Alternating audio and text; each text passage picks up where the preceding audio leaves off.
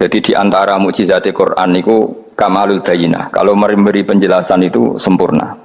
Sehingga ulama mengatakan imanul muqallid, imannya orang-orang yang asal ikut kiai, asal ikut guru, asal ikut buku, itu mukhtalaf alaih. Bahkan saya sendiri cenderung mengatakan iman itu tidak diterima. Karena manusia dibekali akal, inginnya Allah itu dengan akal itu dia punya kepermanenan iman, punya kepermanenan iman, dan dengan itu dia imannya mujma' alaih, mesti diterima oleh Allah Subhanahu wa taala karena bin nadzari shahih, dengan logika yang benar. Dan logika yang benar itu gampang sekali.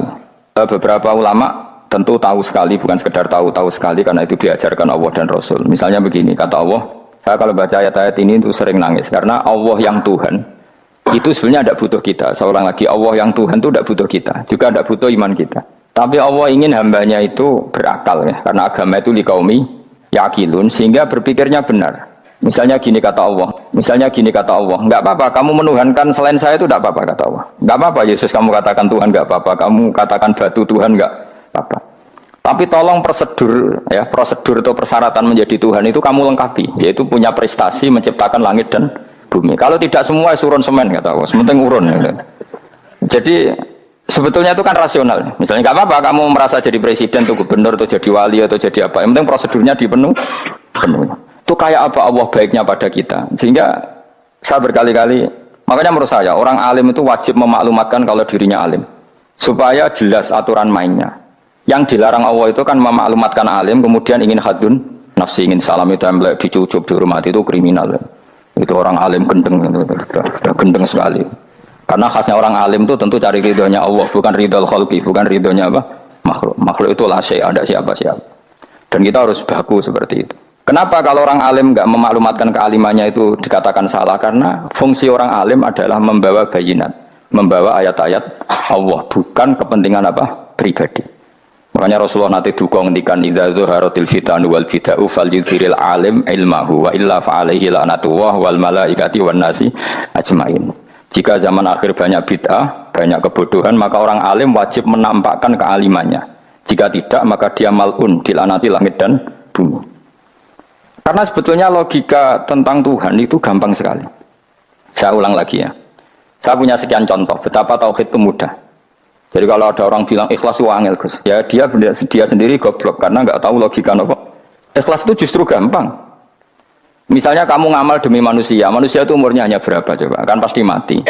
Lalu kalau dia mati tidak berkutik, bagaimana Anda bersandar sama seseorang yang mati dan tidak berkutik? Sama-sama bersandar sama zat sing al-hayyul qayyum, sama zat yang abadi. Kamu latih terus akal kamu. Misalnya saya punya jamaah banyak, mereka itu kan nggak jelas surganya. Kok harap-harap syafaate piye? Soalnya jamaah aku mlebu neraka kabeh. Kan nggak mungkin nyafaati saya. Atau mereka mlebu swarga kabeh, wis do sibuk kelon mbek widadari, mungkin ya ndak ngurusi saya. Jadi dua kemungkinan itu sama-sama ndak ngurusi saya. Mlebu neraka ya rasa nyafaati, nek mlebu swarga do sibuk napa?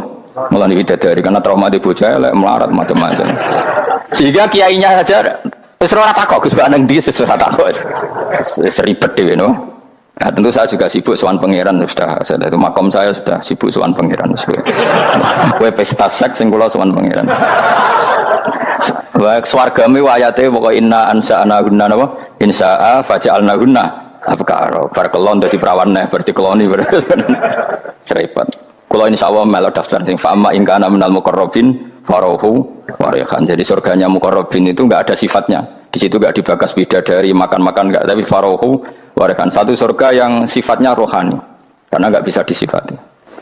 Tapi saya daftar di situ ya hanya beberapa jam. Baru juga bungkon. Sawangane kok taruh rasane wong ayu juga keberatan. Ya tapi saya tentu punya dua kelas, punya kartu premium dan ekonomi. Saya tidak tertarik lah daftar yang premium dok, nanti repot apa. Saya itu sering nangis kalau baca ayat seperti ini. Bagaimana Allah yang Tuhan kemudian tidak butuh Bapa, tapi Allah saking baiknya itu membuat tatanan logika kita. Saya tidak akan bosan-bosan sampai sowan Allah.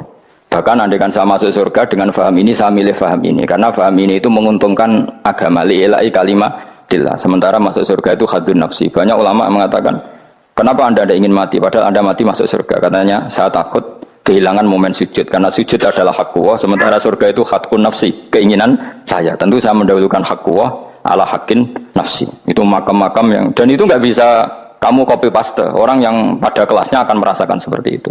Dan kamu tidak perlu minat, malah paham. Jadi sudah dengar saja, apa? Dengar saja. Begini misalnya, saya berkali-kali bilang, kenapa ulama dulu, saya ini kan di Sarang juga ngajar tauhid. Dulu saya ngajar kubrul yakiniyat di beberapa madrasah, termasuk di Sidogiri saya juga ngajar tauhid. Di sini saya ngajar tafsir, tapi yang saya titikkan juga tauhid. Begini, saya hidup di dunia ini, terutama saya memang ingin menerangkan tauhid, sebagaimana Allah menerangkan. Begini ya, Jubair bin Mut'im, saya tidak bosan-bosan cerita ini. Jubair bin Mut'im itu termasuk dahiyatul Arab, cerdas-cerdasnya orang Arab. Dia ditunjuk sebagai negosiator untuk membebaskan Asra Badrin, tawanan perang Badar yang kalah dan ditawan Rasulullah dan para sahabat. Kemudian harus ditebus dengan uang. Oke, disepakati. Terus singkat cerita Jubair bin Mut'im itu datang ke Madinah. Dulu karena tidak ada hotel, tidak ada penginapannya, memang nginapnya orang musyrik itu di masjid. Ya sehingga itu lazim saja. Kamu tidak usah jadi liberal kemudian bilang musyrik boleh di masjid, ya tidak perlu seperti itu. Kamu juga tidak perlu goblok mengatakan nggak ada ceritanya orang musyrik nginep di masjid, karena ya ada tarehnya seperti itu. Jadi tidak perlu goblok, ya tidak perlu liberal. Paham ya? Kalau kamu bilang wah, naono wong musyrik oleh nginep di masjid, kamu liberal. Padahal konteksnya dulu memang nggak ada hotel. Tapi kalau bilang nggak sama sekali juga goblok, karena sejarahnya pernah ada. Milih nanti goblok atau liberal? Apa milih jelas? Nggak milih aja, ngaco aja. 01, 02, apa 00? Milih mana? Goblok, liberal, nggak milih. Nah, ketika Jubair bin Mut'im itu datang, delalah Nabi itu sholat maghrib ngimami. Nabi baca surat Wattur wa kitabim mastur fi rabbim mansur wal baitil ma'mur. Kemudian di pertengahan surat At-Tur itu kan ada ayat yang menurut saya itu sangat bagus. Sehingga di kamar saya, di rumah saya itu tak figur ayat itu. Bahwa kita harus dilatih berpikir. Kata Allah memulai argumentasinya, am khuliqu min ghairi syai'in. Apakah kejadian alam raya ini seisinya tentu diciptakan tanpa sebab?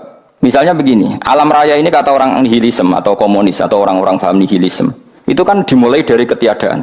Logika ini kan goblok sekali. Berarti kalau alam ini kadung wujud, kamu kan tahu kan langit bumi sekarang kan wujud. Ya, langit bumi sekarang kan jelas wujud. Berarti logikanya adalah al-adamu yakhluqu makhlukon, sesuatu yang enggak ada menciptakan sesuatu yang itu kan aneh. Di mana-mana al-adam ketiadaan itu tidak mungkin yakhluqu syai'an atau yu'athiru syai'an. Di mana-mana ketiadaan itu tidak mungkin mengefeki sesuatu yang ada. Wong kamu sebut tidak ada itu berarti tidak mungkin bisa berbuat apa kan namanya tidak ada. Sekarang alam raya ini dimulai dari ketiadaan, terus kamu simpulkan sesuatu yang enggak ada menciptakan yang ada, itu gendeng apa enggak? Oh ya gendeng sarap kan. Orang usah dipatahin wong gendeng Subarno yang mau mati dewi. Jadi makanya Quran menanyakan mereka, am khuliqu min ghairi syai'in. Apa alam yang kadung wujud ini kemudian disebabkan oleh sesuatu yang tidak ada? Lalu kalau sesuatu yang ada pasti diwujudkan oleh yang ada. Nah, karena yang ada ini pencipta harus berstatus super. Nah, super ini oleh ulama disebut wajibil wujud. Maka Allah bersifat super, wujud yang paling prima, yang kausa prima. Karena pencipta tentu kelasnya harus di atas yang diciptakan. Makanya disebut, ulama dulu menyebut Allah itu apa? Wajibil wujud. Karena pencipta tentu lebih dahulu, maka harus disifati awal atau qadim, apa? Awal atau qadim. Kayak apa Allah mendidik kita? Am khuliqu min ghairi syai'in. Terus Allah bilang gini, ya gak apa-apa, yang menciptakan gak saya, gak apa-apa kata Allah. Tapi amhumul khaliqun, kamu saja yang menciptakan, gak apa-apa. Tapi syaratnya kalian juga harus merasa pernah ikut menciptakan langit bumi. Am khalaqus samawati wal ardh. Jadi, enggak apa-apa kamu merasa Tuhan, enggak apa-apa. Yang penting kamu merasa ikut nembok langit, ikut ngecor apa? Langit. Ya pokoknya ikut bikin. Terus kata Allah, bala yukinun. Kamu tak suruh merasa menciptakan langit bumi, kamu juga enggak merasa iya. Memang ya mereka merasa enggak kan? Akhirnya Jubair bin Mut'im saking enggak kuatnya. Am khalaqus samawati wal ardh bala yukinun. Amin dahum khuzum. Sama Allah dibombardir seperti itu. Dia datangi Rasulullah, ya Muhammad, logika itu tidak meninggalkan akal saya. Matarok tali akli nasihan. Akal saya habis Muhammad. Saya iman saja. Saya tidak cukup punya logika untuk melawan argumentasi ayat yang kamu baca. Saya iman saja. Terus iman. Makanya kalau ada logika nihilisme bahwa sebelum alam ini adalah ketiadaan, lalu pertanyaannya bagaimana mungkin ketiadaan menciptakan yang ada? Di mana-mana ketiadaan itu la yu'atsiru syai'an wa la yakhluqu syai'an. Jenenge wae tiada. Tiada itu ya enggak ada fungsinya, ya enggak ada efeknya, enggak ada prestasinya. Ya pokoknya namanya enggak ada ya enggak ada. Nah, ini penting saya utarakan. Terus di sini Allah mengulang lagi, enggak apa-apa yang lainnya kamu katakan Tuhan jadi mitra saya enggak apa-apa. Tapi tolong kata Allah, aruni madza khalaqu minal ardi, tunjukkan ke kami prestasi dia ikut bikin bumi. Kita tahu misalnya Yesus, Isa lahir di bumi. Bumi sama Yesus dulu mana? Dulu bumi, dia lahirnya di bumi.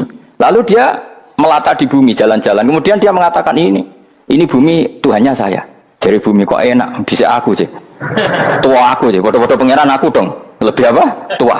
Jadi Allah itu gampang sekali. Nah sekarang orang iman itu kuat semua. Makanya ndak wali-wali. Imane mbek Allah taklid, jaluke aneh-aneh, njuk bojo ayu, sugih, jabatan. Bela Allah secara hujah aja nggak pernah, sudah minta. Makanya ini kita ini hidup di zaman yang saraf masal. Lho kula njaluk pangeran akeh-akeh kuwi isin. Coba kamu bela Tuhan tuh pernah bela apa? Bela Tuhan tuh gampang dengan argumentasi al-hujjah yang supaya agama ini tamkin fil ard, benar-benar mapan dalam logika. Yaitu tadi di mana-mana yang namanya sebab itu amrun wujudiyun, di mana-mana sebab itu sesuatunya harus wujud. Paling tidak kita sudah menolak nihilisme. Apa? Nihilisme. Lah wujud karena wujud awal harus berstatus prima. Lah prima itu dalam bahasa ulama disebut wajibil wujud. Makanya ulama dulu ngelatih kita itu pertama Allah itu siapa? Zat sing wajibil wujud. Itu satu filosofi yang luar biasa. Nah, kemudian setelah itu ada setan-setan kecil yang nganggur, yang iseng. Nah itu nggak usah kamu perhatikan. Tinggal delok TV, ngopi, terus tinggal nyate kelata. Enggak saya tamak, pingsan deh. Syukur-syukur stres deh. Dugaan saya setan saya gue pingsan, kurang gizi. Karena memang setelah itu setan tuh udah gini. Lalu sebelum Allah jangan-jangan ada wujud yang lain. Jangan, lalu Allah sendiri awal mulanya gimana? Kata Nabi, jika ada pertanyaan seperti itu kamu harus berhenti. Tinggal delok TV atau tinggal delok dangdutan. Ya kalau kepeksa ora apa-apa, kelasem ae. Saya ada menghalalkan tapi kan sudah kamu lakukan. Karena itu lebih baik ketimbang pertanyaan filsafat. Banyak orang yang dulu sholat ketika sekolah filsafat tidak sholat. Alasannya sampai menemukan jati diri itu Tuhan. Dan itu bahaya sekali karena Nabi berkali-kali bilang kamu jangan mikir tentang Allah pasti rusak. Orang kok mungkin rusak dari Nabi pasti rusak. Nah cara menghentikan gimana? Karena setan ini makhluk, akal-akalannya gampang. Tadi tak warai. Saya sebagai ulama atau sebagai manusia atau sebagai orang awam atau sebagai siapa saja. Kadang ada pertanyaan seperti itu. Tak tinggal angling dharma, kan pusing setan. Ini kan ngenteni. Weh, ngenteni bar lo angling dharma. Bariku aku lesu mangan mie. Bar mangan mie waret turu. Kan dia ngenteni terus mau bikin was-was lagi. Ternyata saya sibuk kan enggak bisa masuk deh. Bangun tidur aku selali pertanyaan tadi. Dinteni. Nah, dia masuk lagi aku sibuk ngajak anak jalan-jalan. Jadi saya kalau jalan-jalan di pasar itu wis enteni tan santai wae. Itu memang resep dari Rasulullah. Jangan sampai orang terjebak filsafat yang sampai menanyakan eksistensi Tuhan. Dan dia tidak mau iman, tidak mau sholat, tidak mau puasa sampai menemukan Tuhan itu siapa. Itu jelas minas syaitonir rajim, itu perilaku setan. Makanya Rasulullah setiap ditanya sahabat gitu itu Nabi guyu-guyu. Dan guyunya Nabi itu kata Nabi, baguslah kalau kamu takut Tuhan kalah kata Nabi. Nabi gojok gitu. Maka ada ulama yang punya seni berargumentasi yaitu Imam Ghazali. Jika setan tanya kamu lalu sebelum Allah jangan-jangan ada wujud yang sebelum Allah. Kata Imam Ghazali ya itu saja yang Tuhan. Yang Allah ini enggak jadi Tuhan. Ya berarti wujud sebelum Allah itu yang benar-benar Allah. Kalau kamu bayangkan lagi, jangan-jangan sebelum itu ada wujud lagi. Ya itu saja yang benar-benar Allah. Sehingga tetap Allah itu menang terus. Paham ya? Yang jelas jangan sampai didahului Adam. Karena kalau didahului Adam lebih ngeri lagi. Karena sesuatu yang enggak ada menciptakan yang ada itu lebih buruk lagi menurut akal. Menurut apa akal? Nah, daripada kamu nggak salim Imam Ghazali, tinggal saja ndelok tadi ndelok sinetron. Itu yang lucu aja. Ndelok sing lucu-lucu. Ndelok apa mencari Tuhan. Pokoke sing aneh-aneh, sing goblok-goblok, sing lucu-lucu, sing perane wong apa? Lha saya sering diprotes saya. Gus Salim jenengan kok sering ndelok sinetron sing ana dialog wong goblok-goblok. Wong goblok ku menarik cara kula. Apa ya? Cara pandang itu di luar dugaan saya karena kula berkali-kali lho kalah wong goblok. Terus makanya ini tak cerita nih beberapa kali yang cari Gus cerdas berkali-kali kalau ambil goblok. Ada seorang santri itu ingin dibelikan bapaknya itu sepeda motor. Bapaknya wong desa, senengane ngrumat sapi wedhus. Lah menurut saya ya orang tuanya itu mampu lah, sangat mampu untuk beli itu. Pak mbok ditukokno mawon wong sepeda motor. Kata bapaknya, "Anakku nu jog mondok apa goblok, Gus?" Wong njaluk kok sepeda motor, njaluk mobil ora ya goblok. Lah kok goblok, Pak? Jenenge donya iku Gus, sing lahirno donya kok sapi ku ndek anak, wedhus ndek anak jenenge donya. Di mana-mana jenenge donya sing lahirno donya. Iki donya kok mangan donya. Mergo motor iku kan tuku bensin, mobil. Iku cara dekne iku goblok Gus. Batin berarti kabeh kiai goblok perkarane tuku donya sing ngentekno donya. Cara dekne donya iku sing lahirno donya. Batin kok pinter iki batin. Untungnya saya ini ulama ya, ahli tafsir ya malu. Saya kalah itu ya malu. Tapi saya sebagai orang objektif fair, itu teori benar apa? Jadi dunia itu ya sing lahirno dunia kok mangan dunia itu goblok. Untungnya dia dengan saya itu jaraknya 5 kilo 7 kilo karena 7 kilo. Lala dia diterkon sepeda motor, aku tetap mau kalah. Pak, nanti jalan kaki saja. Karena kalau pakai motor ini kegoblokan kata saya. Terus mendingan nih, loh Gus mau kalah tak?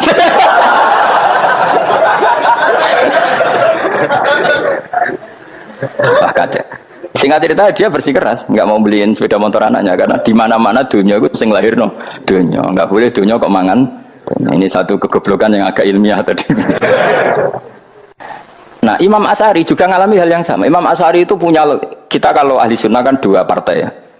Ya dalam ahli sunnah itu hanya ada dua partai juga. Kalau nggak Asy'ari ya Maturidi. Ya, dan sama-sama alim. Ya kalau terpaut ya paling 5%, 7% ya. Kealimannya Asy'ari dan Maturidi. Imam Asy'ari itu bikin logika yang jelimet seperti saya sekarang ini. Logikanya jelimet tapi permanen. Jadi yang saya ajarkan tadi itu logika yang jelimet tapi apa? Permanen. Karena tadi alam raya ini kadung wujud. Kalau kadung wujud pasti pewujudnya, yang menciptakan wujud pasti adalah kewujudan. Karena al-adam la yu'athiru syai'an. Di mana-mana kenihilan tidak yu'athiru syai'an. Ya sepakat ya, gampang kan? Tentu wujud ini prima disebut wajibil wujud. Lalu Imam Asy'ari itu bersikeras. Kalau imanul muqallid itu tidak diterima. Terus banyak keberatan ulama, tapi Nabi nyatanya yaktafi bi imanil Arab al-khalina anin nadur. Nabi nyatanya mencukupkan imannya orang-orang Bedui yang mereka itu kayaknya tidak bisa mikir. Ya, Nabi yaktafi bi imanil Arab itu wong desa al-khalina anin nadur yang mereka itu tidak bisa apa? Berpikir. Dengan cerita Imam Asy'ari survei. Coba ayo kita tanya orang-orang kampung. Ternyata kegoblokan orang kampung itu ya ilmiah, masyhur itu.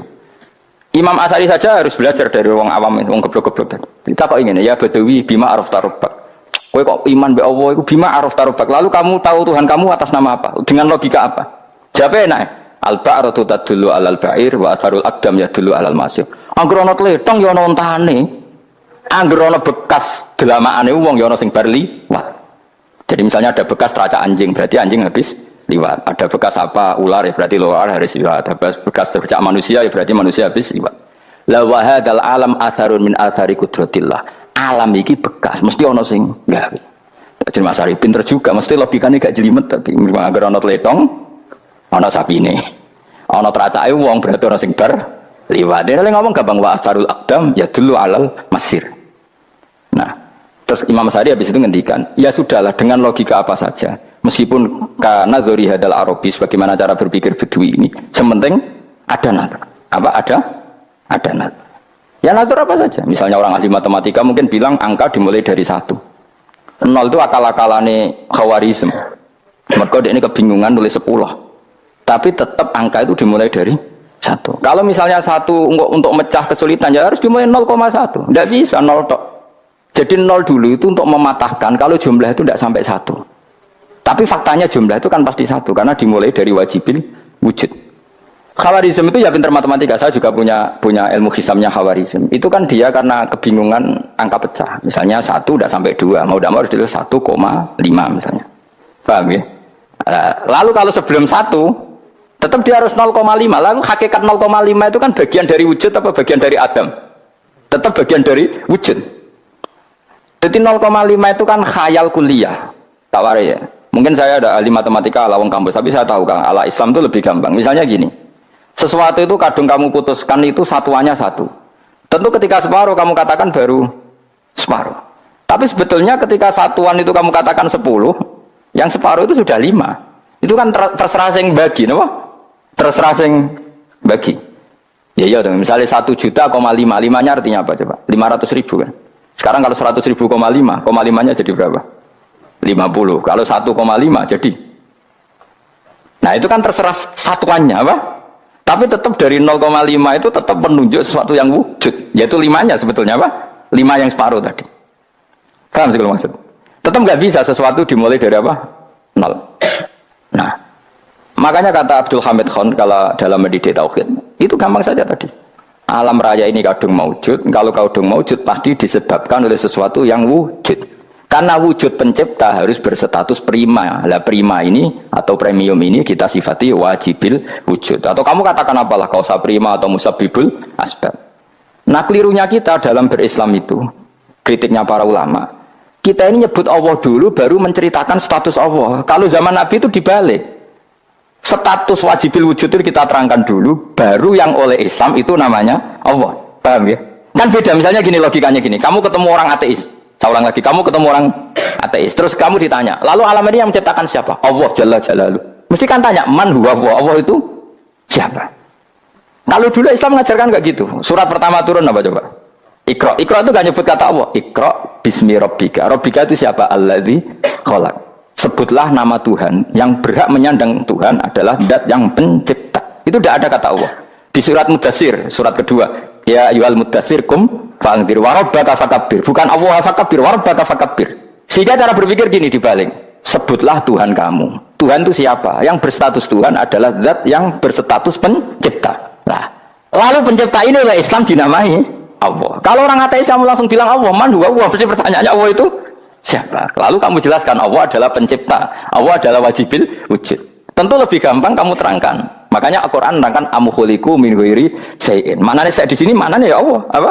Allah. Apakah mereka diciptakan tanpa pencipta? Tentu setelah Islam tahu itu namanya siapa? Allah. Paham ya? Kalau balen malih. Jadi sebetulnya Quran itu ngajari kita itu ilmu mantik yang luar biasa. Misalnya ya Yuhannas wa'budu siapa? Rabbakumul ladzi khalaqakum walladzina min qablikum. Sembahlah Tuhan. Tuhan itu siapa? Pencipta kamu dan pencipta orang-orang sebelum kamu. Lalu Tuhan ini oleh Islam dinamai Allah. Tapi kalau langsung kamu bilang ke orang ateis atau orang Uni Soviet, Allah itu Tuhan, Allah itu siapa? Sebab itu di beberapa ayat dijelaskan dulu status Allah, sifatnya Allah, keakhasan Tuhan. Yang dikatakan Tuhan adalah zat pencipta. Kalau tidak pencipta berarti tidak Tuhan. Sekarang Yesus pencipta bumi apa enggak? Enggak, karena dia lahir sudah di bumi. Begitu juga Fir'aun. Fir'aun itu kalah telak sama Nabi Musa gara-gara logika ini. Ketika Nabi Musa ditanya Fir'aun, wa ma rabbul alamin, lalu Tuhan itu siapa? Kata Musa, rabbus samawati wal ardi, yang menuhani langit dan bumi. Jadi Fir'aun, enggak, ma'alim tulakum min ilahin wa irisa, jalan-jalan kemana-mana yang dikatakan Tuhan oleh masyarakat saya kok.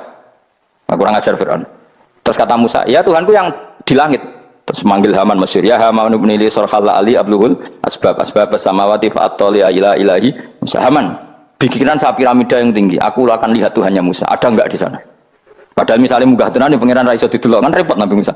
Wah payah ya, kayak piramida nginceng pangeran tetep ra ketok kan. Akhirnya Musa pakai logika. Ya sudah gini saja, Rabbukum wa rabbu abaikumul awwalin, yang menuhani nenek moyang kamu yang dulu-dulu. Mau itu langsung fabuhita Fir'aun. Fir'aun tuh kaget sekaget-kagetnya. Dan para penggawa Fir'aun sadar. Wah kalau Fir'aun yang Tuhan, babanya tanpa Tuhan. Kan Tuhannya balita kan gitu kira-kira. Tuhannya balita, Tuhannya barulah. Itu kan jadi logika yang mematikan. Kalau Fir'aun Tuhan berarti babanya dulu yang wujud itu tanpa Tuhan, karena Tuhannya baru lahir. Ini ada Tuhan kok datang terlambat ini kan. Akhirnya para penggawanya Fir'aun iman, macam gendeng ya Fir'aun itu gendeng. Itu pentingnya logika Rabbukum wa rabbu abaikumul awwalin. Nah sekarang orang tuh nggak belajar logika. Iman bi Allah orang mantep ning ati, cek iso diguncang setan, jalukane wis aneh-aneh. Jaluk swarga, jaluk gak mutu cara ngono. Gak mutu. Makanya banyak wali kalau ditanya, kamu masuk surga sama sholat milih mana? Milih sholat. Kenapa milih sholat? Di surga itu demi hadun nafsi saya, pola-pola saya. Tapi kalau saya sholat itu untuk hakku. Saya sebagai hamba, identitas kesejatian saya adalah menghamba. Soal nanti Allah bikin bonus surga silahkan. Maka sebenarnya masuk surga itu ada urutannya. Sebagai orang alim saya urutannya adalah berkampanye sesering-seringnya, membuat logika supaya orang mudah ke Allah dan Rasul. Makanya di Quran tuh gak ada orang disuruh masuk surga dulu itu ya Tuhan nafsul mutmainnah irji'i ila rabbiki. Kamu kembali ke Tuhan kamu dulu. Bahwa kamu makhluk yang butuh Tuhan. Fadkhuli fi ibadi. Kamu masuklah berstatus hamba dulu. Kesestatusan Anda sebagai hamba ini matangkan dulu. Bahwa saya ini hamba. Dibuktikan dengan suka sujud, suka ngamal, suka sedekah, suka tawadhu. Saya sebagai orang alim sebenarnya gak suka mulang. Karena takut. Nak kue pinter kok nyanyi aku, nak goblok sawangannya metodeku gagal. Kan dua-duanya ini merugikan saya sebetulnya. Saya ulang lagi ya, nak kue pinter kayak nyanyi aku, kan ya mungkin juga senajan rodok mokal mungkin. Sanggup aja rodok mungkin. Pemenang nak sing ndik kan yo, biasanya hasut wong ndik. Mau itu sebenarnya rugi semua, tapi Allah yang memerintahkan hak wong alim kudu mulang. Perhitungan itu tak buang semua. Sing ape nyanyi nggih monggo, sing tetep goblok nggih. Monggo, semoga Allah ngutus mulang ya napa? Mulang. Meskipun tadi potensinya itu dua-duanya buruk, sing alimnya ini. Kemudian nak mubalek terus didol ilmu kurang atau royalti tambah parah lagi. Nah aku nggak pakai logika kelas, pakai logika selesai semua. Disuruh Allah ya sudah. Seorang lagi, makanya saya minta ya, surat Tur itu dibaca. Makanya baca Quran itu jangan terlalu egois, jaluk swarga. Statusnya dulu itu fadkhuli fi ibadi, kehambaan Anda posisikan yang mantap. Lagi wadkhuli jannati. Sekarang enggak, dibalik orang ini masuk surga dulu. Kayak surga di kapling. Trawe arang-arang gue jaluk Lailatul Qadar. Lailatul Qadar wis kliwat. Wingi wis Dzulhijjah wingi ben Pak. Sebagian ulama berpendapat Lailatul Qadar itu fi kulli sanatin. Apa fi kulli? Karena Lailatul Qadar berdasar nuzul Quran, dan nuzul Quran itu bisa saja hari Arafah, bisa hari apa. Ada ulama mengatakan Ramadan, tapi bisa tanggal 1. Nah, kamu kan pemalas ikut yang partai 21, 23 karena kan wis akhir-akhir kan wis enteng. Sebenarnya Anda milih 21 berdasar ilmu apa berdasar enak anak terbatas waktunya kan? Kan lebih sempit apa? Lebih apa? Sempit. Ya saya ulang lagi ya. Jadi Allah kalau ngajarkan hujah itu gampang sekali ya. Tadi amkhuliku min ghairi syai'in. Enggak apa-apa saya ada Tuhan kata Allah, tapi kamu harus punya logika. Alam raya ini diciptakan tanpa pencipta. Mau enggak kamu punya logika seperti itu? Bahwa alam ini yang wujud diciptakan oleh sesuatu yang tidak wujud. Mau enggak kamu punya logika itu? Enggak mau kan? Namanya wujud tentu diciptakan super wujud, dan super wujud itu wajibil wujud, dan itu Tuhan kita yang oleh Islam dinamai Allah. Bang, makanya nyebut Allah itu di surat-surat awal Quran enggak ada. Coba awal surat Quran itu surat apa coba? Iqra kan? Iqra itu ada enggak kata Allah? Enggak ada. Iqra bismi rabbika. Rabbika itu siapa? Allazi khalaq. Surat Mudatsir sama, ya ayyuhal mudatsir qum fa'anzir wa rabbaka fakabbir. Ya sudah seperti itu. Ya Yohanes su'budu rabbakum. Rabbakum itu siapa? Allazi khalaqakum. Nah, kita ini keliru metode. Pemene wong tukang wiridan Allah. Tapi ora Allah iku sing sapa? Ya dia Allah. Dia nyifati Allah mau sing ngekeki swarga, sing ngekeki dhuwit, sing ngekeki widadari. Jadi Allah disifati sesuai selera yang menguntungkan dia. Bahwa Allah ini yang ngampuni saya, kemudian saya masuk surga, kemudian ngeloni widadari. Makanya kalau dia jadi wali tak demo. Tak laporkan MK pokoknya. Tak suluh. Karena ini wali pecundang. Bagaimana mungkin calon wali pikirannya khadun nafsi? Kalau ulama agak gitu, mendikan Allah itu zat paling penting di dunia. Maka akan saya maklumatkan di dunia bahwa orang kembali ke Allah. Caranya gimana? Akan saya kenalkan Allah lewat logika. Caranya apa? Kita sifati wajibil wujud. Kita sifati rabbukum wa rabbu abaikumul awalnya. Dengan sifat-sifat yang semuanya mengarah ke dikjayaan Allah Subhanahu wa ta'ala. Itu jenenge kowe bener-bener ulama. Itu disebut balwa ayatum bayinatun fi suduril ladzina utul ilm. Makanya ulama itu orang yang luar biasa, sampai disebut innama yakhshallaha min ibadil ulama. Ahli ibadah itu rapati wedi pangeran. Masuk wiridan istighfar nangis rapati wedi pangeran, gayane tok nangis. Karena sebenarnya dia nangis wedi ra mlebu swarga. Mlebu swarga gak iso ngloni. Dari itu aja orientasinya itu saja. Makanya bener Kanjeng Nabi nak gojlok orang alim satu itu lebih utama dibanding 1000 ahli ibadah. Bahkan Nabi pernah ngendikan sangat ekstrim. Fadlul alim alal abid kafadli ala adnakum kata Nabi. Keutamaan orang alim dibanding ahli ibadah itu sebagaimana kelas saya kata Nabi dibanding kelas terendah kalian. Padahal Nabi dengan Abu Bakar saja jaraknya sangat jauh. Itu kata Nabi fadlul alim alal abid kafadli ala adnakum.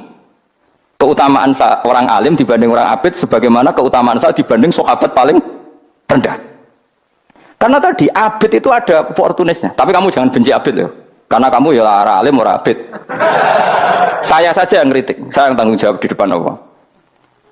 Orang abid itu kadang kan wiridan nganti nangis. Pikirannya apa coba? Wis rasane mungkin apa wiridan pikiran aja. Di sepuro dosane. Terus apa kan? Mlebu swarga. Terus apa kene swarga? Aku takut. Aku takut. Ayo sing ape mlebu swarga apa kegiatan? Rencana pertama ya, Om. Terus gak usah munafik biasa wae. Mau inna ansa'na apa? Insya ayo kalau harus jujur kok apa jujur. Bandingan kalau orang alim. Orang alim itu ketika nyebut Allah itu iri ya Allah. Kenapa di dunia ini ada makhluk lain yang menandingi engkau? Saya tidak ridho. Kenapa di dunia ini ada syarik orang yang dimitrakan seperti engkau? Maka orang-orang alim ini ingin memaklumatkan bahwa la syarika lak labbaika wa huma labbaik la syarika lak innal hamda wan ni'mata laka wal mulka la syarika lak. Sehingga para nabi itu memaklumatkan itu, engkau saja yang Tuhan ya Allah. Semua nikmat dari engkau, semua kepemilikan ini milik engkau. La syarika lak labbaik. Dimaklumatkan ke dunia. Innal hamda wan ni'mata itu dimaklumatkan. Enggak ada kepikiran mereka masuk surga. Karena mereka ingin memaklumatkan bahwa Allah ini yang Tuhan. Sama tak ceritani Nabi Ibrahim jadi Khalilur Rahman, rumang samu kagak wiridan kok ya kowe ndak. Wiridannya Nabi Ibrahim sama-sama mungkin banyak sampean. Karena sampean banyak kepentingan tadi. Wali-wali dulu kalau wiridan itu tidak sebanyak sampean, enggak, tak jamin enggak. Pemenang mau colek yang 10.000 enggak biasa wiridannya. Tapi khosyahnya sama Allah luar biasa. Pertama Nabi Ibrahim diangkat jadi khullah. Khullah itu ya Khalilur Rahman itu. Itu dia wiridannya gini. Ya Allah, innahu la yahzununi alla ara ahadan fil ghairi ya'buduka ghairi. Alla ara ahadan fil ardi ya'buduka ghairi. Sama saya hafal tadi. Memang saya hafalkan. Ya Allah, saya ini susah sekali. Kenapa zat sepenting engkau, kemudian yang menyembah engkau hanya saya? Ini tidak fair. Makhluk yang enggak penting saja punya umat. Makhluk-makhluk yang enggak penting aja jadi pusat perhatian. Misalnya artis atau presiden atau gubernur atau tokoh top. Semuanya jadi presiden. Padahal semuanya itu makhluk yang enggak sepenting engkau. Ini zat yang sepenting engkau. Kemudian yang tahu kalau engkau penting hanya saya, ini tidak fair. Nangis dan. Nangis ini tidak fair. Innahu la yahzununi alla ara ahadan fil ardi ya'buduka ghairi. Saya ini susah Gusti, susah sesusahnya. Zat sepenting engkau, kemudian yang tahu kalau engkau penting itu hanya saya. Wah, ini tidak fair. Loh, coba kalau orang mencintai sesuatu kan gitu. Misalnya kita bojo ayu, kemudian wong liya kabeh darane elek, mangkel ora? Mangkel enggak? Kamu beli Alphard. Kamu kira itu mobil mewah. Kemudian orang nyejajarkan podo mek keri, mangkel enggak? Semua kenikmatan itu kita nikmat karena itu diakui ya enggak? Wes gunane apa kaya di Alphard gawa ning Gunung Kidul. Terus wong darani ngono iku padha mek keri ya mek kejangke mangkel ora kira-kira. Enggak penting mewahnya, ini tetap butuhnya pengakuan. Coba misalnya kamu jadi presiden, hidup di dunia orang sufi. Sing darane wong penting wong saleh ahli sujud ora kaku ati ke. Keteko di Barno. Karena itu dihormati situ hanya orang apa saleh. Kaku ati gak? Mau kaku ati gak? Atau kowe dadi artis top teko ning daerah Gunung Kidul wong desa-desa terus diundang lek. Oh, mangkel kae. Le bayang dong.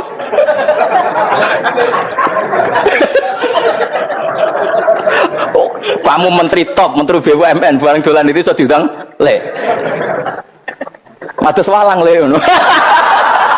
Semua kan. Karena orang keren itu butuh pengakuan apa? Wes misalnya di bojo ayu terus wong liya kabeh darane elek mangkel gak? Sebetulnya orang merasa nikmat itu karena pengakuan. Bayangkan andaikan orang itu melihat Alphard itu tidak wow. Orang punya Alphard gagah enggak? Oh, enggak gagah. Kalau orang lain enggak bilang apa? Oh. Dia mau misalnya di Gunung desa terus orang desa nganggap kamu model tepak terus saya mau badhe numpang wedhus kula angsal Pak. Kagak hati. Ya, habis kan. Makanya branded itu harus dimaklumatkan. Nah itu bayangkan Nabi Ibrahim. Zaman itu ada Raja Namrud yang dipuja-puja, ada orang kaya dipuja-puja. Kemudian engkau yang Tuhan, pemilik langit bumi, enggak ada muja-muja engkau, ini tidak fair ya Allah. Nangis. Orang kok kowe eling pangeran sak jam swarga Gusti. Dasar gak bakat wali. Saya itu pernah kangen Nabi Ibrahim itu sampai nangis dan itu saya tidak berdoa. Semua yang terkait Nabi Ibrahim itu saya baca, mulai surat Quran, tafsir tentang Ibrahim. Dan sampai saya di Kudiro di Tadbir Allah pernah ziarah ke makamnya Nabi Ibrahim. Itu saya hampir gak pernah doa. Saya isek. Ya karena tadi ketika Nabi Ibrahim nangis-nangis gitu, ya Allah ini tidak fair. Engkau zat terpenting di alam raya ini, kemudian gak ada menuhankan engkau, gak ada merhatian sama ini, tidak fair. Susah sekali karena yang tahu engkau Tuhan itu saya tok. Masyhur itu sama Allah. Karena Ibrahim nangis-nangis itu terus sama Allah diterbangkan ke langit. Itu disebut wakadzalika nuri Ibrahim malakutas sama. Di langit ada jutaan malaikat sujud, jutaan malaikat rukuk, jutaan malaikat baca tasbih. Nabi Ibrahim, oke Gusti kalau gini ya benar, ini baru benar kata. Makanya terus Allah dengan keangkuhannya, karena Allah punya sifat angkuh dan itu sah, walahul kibriya, kan sifat angkuh baik untuk Allah tapi tidak baik untuk makhluknya, dan Allah dengan sifatnya walahul kibriya. Kata Allah, kalau nasihati para nabinya, kamu tidak usah susah jika di bumi jarang orang nyembah saya. Innalladzina 'inda rabbika yusabbihuna lahu bil-laili wan nahar wa hum la yasamun. Kamu tenang saja, orang yang di sana di langit-langit itu maksudnya para malaikat itu bertasbih siang dan malam. Wa hum la yasamun, dan mereka tidak berhenti-henti, tidak bosan-bosannya bertasbih. Jadi nabi itu baru terhibur kalau yang diidolakan itu keren. Itu nabi, itu wali kutub, itu wali. Kamu enggak nyebut Allah itu sebenarnya kamu kan nggak ingin kan bangun malam ingat Allah berhubung utamu akeh terus Allah mbok libatno mbok nyaur kan sebenarnya itu kamu ingin jadi bupati sebenarnya kamu nggak kangen Allah, kamu ingin jadi bupati terus Allah mbok jak koalisi kan gitu terus malam-malam Allah ya Allah ini hambamu ya Allah minta ini sebenarnya kamu kangen Allah apa kangen keinginan kamu? Terlalu menyindir banyak orang ya, maksudnya ini cerita saja. Ya sudah, ini kayaknya kok banyak yang tersindir, tapi ini kan ngaji, yang ngaji itu harus naik kelas. Ya sudah, tidak usah diteruskin, kok banyak yang tersinggung. Ya sudah, tidak usah diterusin. Walau ya akhidu mau mengalap sapa Allah anasa yang manusa bima kan perkara kasabu kang nglakoni sapa anas minal maasi sing pira-pira maksiat mata roka mongko ora ninggal sapa wa taala dzuriya ing atase ndhuwure artayil ardi min dabatin saking kewan apa wae nasama tegese kewan tadubu kang melata punasama alih ing atase arat. Kalau saja Allah ingin merusak manusia karena dosa-dosanya, pasti tidak disisakan beberapa sesuatu yang jadi kebutuhan manusia, termasuk dabam, misalnya nggak ada hewan, nggak ada tanaman, nggak ada apa saja di bumi, karena Allah ingin mengadab manusia. Tapi nyatanya di balik mereka maksiat tetap fasilitas kepentingan manusia ada, karena sifat ghafurnya Allah, sifat rahmannya Allah. Walakin yu akhiru tetap ini ngakhirna sapa wa hum wong akeh ila ajalin temu kamaring batas musamman kang wis ditentokno. Yaumil kiamat tegese dina kiamat. Fa idza jaa mongko nalikane teko apa ajalurum ajale wong akeh fa inna wa mongko satuna wa ta'ala iku kana ana sapa wa bi ibadihi kan kawulan wa basiran dat sing mirsani.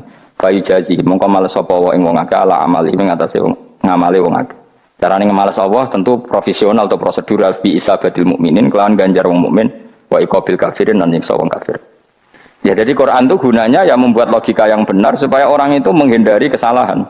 Jadi menakut-nakuti itu kalau nggak harus tentang neraka, takut dari kesalahan, takut dari kebodohan. Kan kita juga takut kan punya pemimpin yang salah, takut punya kasus, takut kepleset. Ketakutan tidak harus dari neraka. Makanya saya berkali-kali bilang, saya sering dulu dinasihati Mbah Mun, enak ben alim, ojo sering mau tafsir, mari goblok dari Mbah Mun. Maksudnya mari goblok itu gini, mufassir itu manusia, kadang dia itu satu ayat umum, dia mendiktekan ke satu kasus, padahal kasusnya lebih umum. Makanya berkali-kali sama nani umpomong ini, contohnya ini, karena nanti itu mengikat. Misalnya gini ya, saya ulang lagi ya, dan gayamu kayak wong alim. Coba andekan kapasitas Anda itu RT, minta jadi presiden, itu ngelama apa doa? Tidak, jawab saja. Ngelama. Jatah kamu untuk azab, kok jaluk Lailatul Qadar, itu ngelama apa Anda? Mestinya jalukmu orang untuk azab, itu bagus. Paham ya? Banyak ulama diajak istisqa gak mau. Banyak itu ulama. Ayo istisqa kita karena sudah lama gak hujan. Kata ulama tadi, jatah kita ini kena hujan batu dari langit. Gak hujan batu sudah bagus, gak usah minta. Ulama itu macam-macam. Lah rai-rai ngene iki pantese entuk Lailatul Qadar apa entuk azab aja jawab. Orang entuk azab wis bagus. Yo dadi dongane ya Allah. Ampun jenengan siksa la tu akhidna. La tu akhidna maknane njuk Lailatul Qadar apa ora disiksa. Ya makam kita itu masih Rabbana la tu akhidna. Iku supaya gak disiksa innasina waktuna kalau kita salah. Kowe kan gak kalau. Wah sudah salah. Jadi donga innasina waktuna sange apikane pangeran wae ditambahin. Kalau kita salah. Kalau kita kan sudah ada kalau lagi sudah. Sudah jelas salah berkali-kali lagi. Mbok wong diisin. Yo lak jaruk Lailatul Qadar gak diisin. Tapi oleh wong pangeran apian. Pangeran kan tapi misalnya pangeran ora aku luwe apian timbang aku. Jadi sowe disahno permintaan. Tapi gak dikabulno. Mau disahno tapi ora usah disahno iku iman jalin jan wong goblok piye meneh kok macam-macam. Makanya doa paling fair itu ya Rabbana dzalamna anfusana wa lam taghfir lana wa tarhamna lanakunanna. Makom kita itu di sepuro pangeran. Sing bener donga wong traweh-traweh lho ning Tuban ning Jogja wis bener apa innaka afuwun karim tuhibbul afwa fa'fu anna. Ora ana guru-guru kita donga ya Allah anilna lailatul qadar ya Allah ka ora sarahku iki kita ana ngajarno ngono ya Allah innaka afuwun karim tuhibbul afwa fa'fu anna. Jenengan kandat sing kathah nyepurane lan seneng nyepuro himpun jenengan sepuro. Iku wis bagus sudah. Bagus. Lailatul qadar kira iso ndelok srengenge. Terus delok angin. Angger daerah Gunung Kidul banter terus anak-anak. Wong tahu diri, maksud kula nggih tetep minta Lailatul Qadar tapi tahu diri. Misalnya suwe bersedekah, poso salat 1000 rakaat terus utang mesti sahur. Ambek togo-togo sing mbok dolimi jaluki sepuro. Pas kowe tenan mergo wis ngrasa ora dolim, nduk Lailatul Qadar. Tapi kira ngrasa ora dolim wis ujug sombong. Wong sombong ora berhak meraih. Lah terus piye Gus? Ya biasa wae, biasa. Makom kita ora kena adab itu sudah luar biasa. Ora penuh adab piye. Wis ngene iki luar biasa, napa? Luar biasa. Mun nang ngandel kula, mesti ngene iki keadaan seperti ini terus. Soale dongane wae Rabbana la tu'akhidna bin nasina wa akhtana. Itu sudah luar biasa. Nah, ini kan teruskan dawuh Mbah Mun ya. Misalnya Allah bilang gini, fattaku, maka takutlah kamu. Biasanya mufassir ditambahi minan nar, maka takutlah kamu masuk. Sebetulnya yang perlu dihindari dari kita Takut itu ya, takut salah, takut bodoh, takut terdolimi, takut mendolimi orang lain, takut hidup tidak ada gunanya. Tapi mufassir tentu milih yang populer. Takutlah kamu dari api neraka. Coba misalnya gini, kita nanti masuk surga. Kemudian zaman di dunia kita tidak pernah berkampanye ya atau berkontribusi untuk agama Allah. Cara saya itu izin. Kata Imam Malik, saya masuk surga. Kemudian orang yang mencintai saya masuk surga itu saya malu. Rasulullah juga gitu. Saya sebagai pemimpin umat, saya malu masuk surga. Dan satu dari umat saya masih masuk neraka. Jadi lama dulu tuh ketakutannya bukan sekedar masuk neraka, takut malu, takut bodoh, takut keliru, takut. Saya misalnya nanti masuk surga itu malu, dengan saya tidak pernah ngajar tafsir Jalalain. Malu saya. Karena kalau tanya Allah, kenapa pun swarga? Terus diberi swarga. Tapi kalau pernah baca tafsir Jalalain kan anak keren nih. Keren artinya saya pernah mengkampanyakan Quran, pernah mengkhidmai Quran, pernah ngitmai kitab mengkoya Allah. Saya pernah ngitmai umatnya Rasulullah, yaitu sampean kabeh. Pernah mulang, pernah sowan. Biasa tiap bulan sowan jenengan gak sopan tapi. Mulane kira usah bales sowan rono malah ganggu anak-anak. Padang santri yo pidol, wis diulang cek sowan. Orang tuh kiai kalau sudah di rumah tuh milik keluarga biar fair. Bermulang cek assalamualaikum. Terus kiai ini kagok keluargane ku kapan? Mbok mikir bocah ora karo-karuan. Jadi seneng ya di ilmoni, seneng ya di ilmoni. Saya ulang lagi ya. Nah, kata yang ditafsir itu sering tidak mengikat. Makanya kata Mbah Mun, baca tafsir itu dikurangi. Maksudnya dikurangi itu bukan apa-apa. Maksudnya tadi kalimat yang ditafsir itu tidak mengikat. Yang mengikat itu yang kalimat di Quran. Nah, kalimat Quran itu umum, kenapa? Misalnya gini, Allah halo gini. Ikdilu, kamu harus berbuat adil. Lalu adil itu misalnya mufassir menafsir, adil itu menyamakan di antara dua orang konflik. Misalnya di MK 01 dan 02 dianggap sama, itu namanya adil. Itu kan dawai mufassir. Atau misalnya gini, Allah bilang gini ke saya, hak kan ada di kiai sing adil. Terus adil ditafsiri orang, adil itu menyamakan sesama murid, haknya sama. Nah, tapi bisa saja adil itu di luar itu semua. Misalnya gini, ternyata adil menurut Allah gini, adil maknanya seimbang, apa? Adil itu maknanya apa? Seimbang. Lalu keseimbangan seorang hamba adalah dia ingat Allah lebih banyak. Karena ini bandul yang benar-benar nyata. Allah itu nikmatnya nyata. Sehingga ketika saya sebagai orang alim, ingat saya alim itu karena Allah. Dikasih ilmu Allah, dikasih cerdas Allah, dikasih semuanya dari Allah. Sehingga saya itu tidak merasa kumuluhur pada kalian. Karena semua ini dari Allah. Kemudian Allah sendiri yang memerintahkan, ya, kamu harus mengajar. Maka saya ada Arab-Arab salam template sampeyan, penghormatan sampeyan, apresiasi sampeyan. Karena saya hubungannya hanya dengan Allah Subhanahu. Itu namanya adil, meletakkan sesuatu proporsional. Itu juga adil namanya. Makanya seseorang itu nggak bisa dikatakan abid selagi belum tahu kalau ibadahnya minallah. Jadi misalnya ke ibadah tok, ternyata kamu yakin itu ibadah kamu, amal kamu itu belum abid. Abid hakikat adalah alhamdulillah alladzi hadana li hada wa ma kunna linahtadiya laula anda tahu. Ketika kita sujud yakin ya Allah alhamdulillah jenengan menakdir saya sujud. Saya sholat alhamdulillah engkau menakdir saya sholat. Sehingga minallah dulu, pikiran itu semua kebesaran kemendanar ini minallah dulu. Baru setelah minallah kita yakin billah. Setelah billah juga yakin ilawah. Misalnya gini ilawah itu. Setelah saya ngajar tafsir Jalalain, kepentingan saya satu. Hamba-hambanya Allah menjadi tambah mencintai Allah. Tidak mencintai saya, enggak penting sampean mencintai saya. Makanya Imam Syafi'i tiap ngajar bilang begini.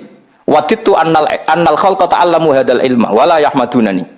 Saya senang kalau kalian belajar fikih sama saya, tapi kamu tidak usah muji saya. Jadikan fikih ini alat taqarrub kamu kepada Allah. Itu namanya minallah wa ilallah. Itu adil. Tapi adil yang dijelaskan ulama beda-beda tadi. Ada mengatakan adil adalah proporsional antara murid, antara keluarga dan murid. Meskipun kamu senang mulang, jangan merantarkan keluarga, itu tidak adil. Itu kan versi, no? Maksudnya Mbah Mun, kamu jangan terjebak versi-versi dalam tafsir. Paham ya? Karena Allah hanya ngendikan i'dilu wa aqrabu. Paham ya? Tapi kan penjelasan adilnya orang versi. Paham ya? Ada yang nulis adil adalah meskipun mimpin masyarakat ya ingat keluarga. Karena sing tukang wayo nafsiri adil, adil adalah karena laki tidak cukup istri satu maka itu kan juga repot kan. Tapi kalau kadung istrinya 3 atau 4, adil adalah harinya sama meskipun janda dan perawan. Dari sing lanang gak adil adalah proporsional. Sing wis suwi dikumpuli dikurangi. Yang baru ya mungkin enggak kalau nuruti. Mungkin enggak? Ya, tapi itu kan versi, kenapa? Maka kata Mbak Mun itu memang saya itu merasakan, saya sebagai mufassir merasakan memang saya kan sering baca Jalalain beda dengan tafsir Munir, nanti beda dengan tafsir Qurtubi. Saya beri contoh misalnya. Dan kamu pasti salah jawab ini. Kalau kamu benar berarti ya alim tenan.